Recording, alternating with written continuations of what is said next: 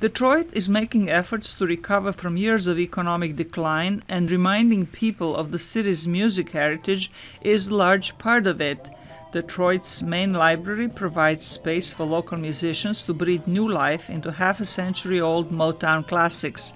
Abdul Duke Fakir is an original member of the Four Tops. There's got to be some kind of way that the Motown story and music can stay alive in Detroit. I mean, we were just as important to Detroit as cars. One of the leaders of the crusade to revive the Motown genre, a blend of soul and pop, is singer Joan Belgrave, the widow of star trumpet player Marcus Belgrave. There's no place that's dedicated to that genre, and this is Detroit, and people are shocked, honestly. The Motown Museum in Detroit displays photographs from the company's golden era and is planning a major expansion. Some of the city's streets are getting named after famous Motown stars such as Michael Jackson, and there is an effort to build a nightclub industry centered around the Motown sound.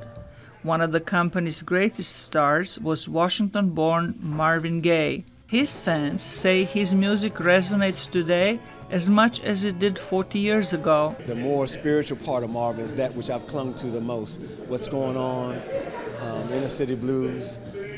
So as I'm listening to the song right now, I'm thinking about all the things that's happening in the world, that's happening in this country right now.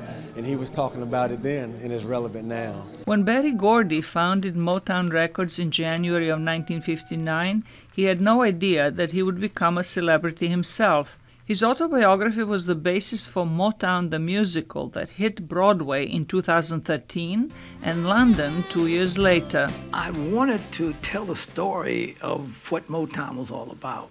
I wanted to tell the story of how it felt, you know, the wins and the losses and triumphs and the disasters that happened along the way, and how it was that I happened to come up with it. The West End musical is currently on a year-long tour of Britain and Ireland.